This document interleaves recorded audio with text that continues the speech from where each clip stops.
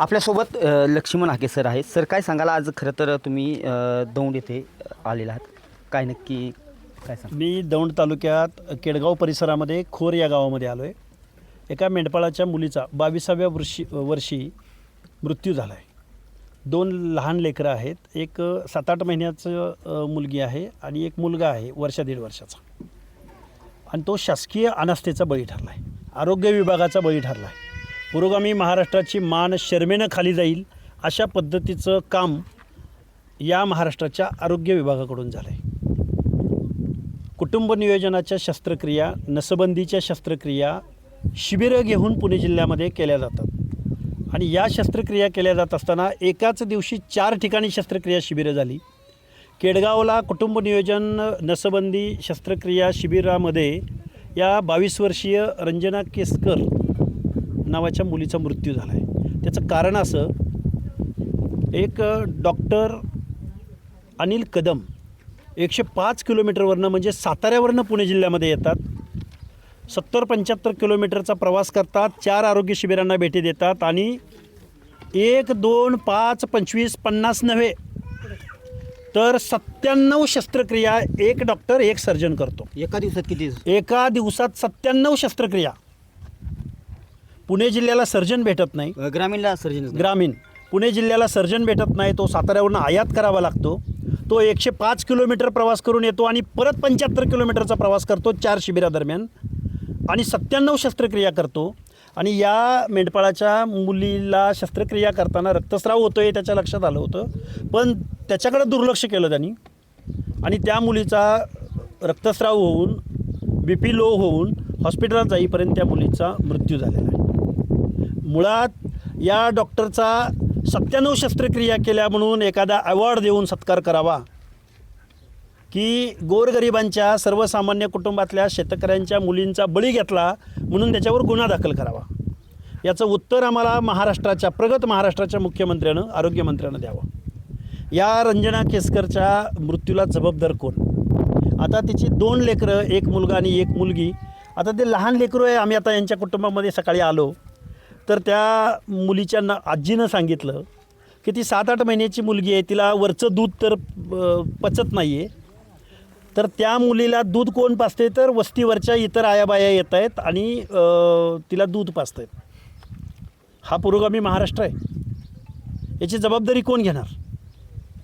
अक्षरशः 1 मे आज महाराष्ट्र दिन साजरा होत असताना आरोग्याच्या अनेक योजनावरती कागदोपत्री हजारो कोटी रुपयाचा निधी दिल्याचा दावा पुरोगामी महाराष्ट्राचे नेते, सत्ताधारी, आरोग्य विभागाचे, मुख्यमंत्री सहायता कक्षाचे लोक दावे करत आहेत.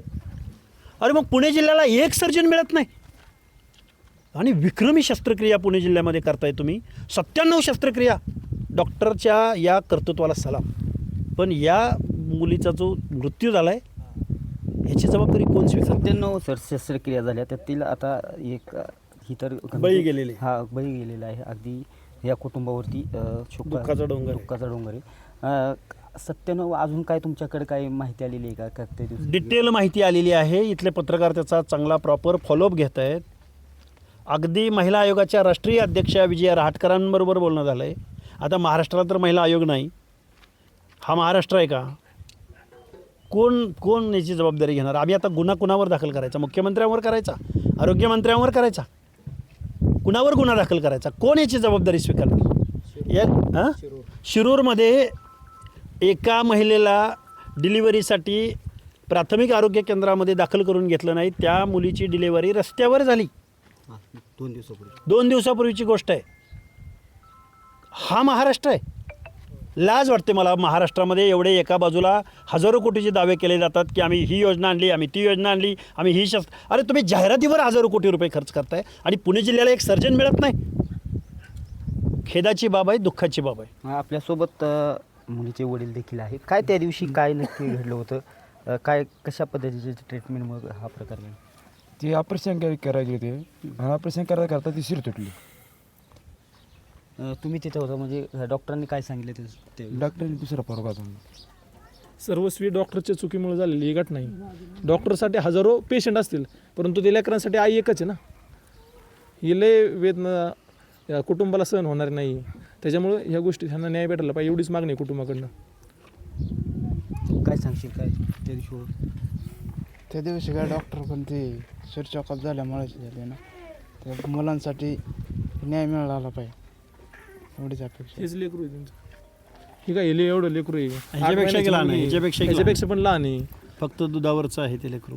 ह्या गोष्टीची दखल महाराष्ट्राच्या मुख्यमंत्र्यांनी घेतली पाहिजे. आता हाके साहेब आल्यात, त्यांनी दावाज उठवलायच. आमची अपेक्षा असेल की आम्हाला न्याय मिळावा, काही मदत व्हा मुलांसाठी.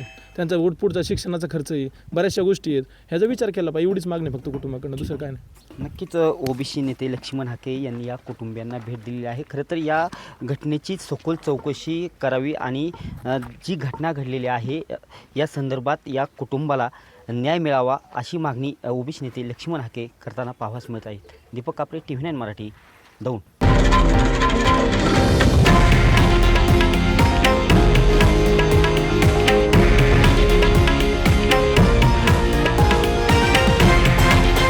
हे आहे देशातील नंबर 1 न्यूज नेटवर्क आणि आपण पाहत आहात TV9 मराठी, एकमेव.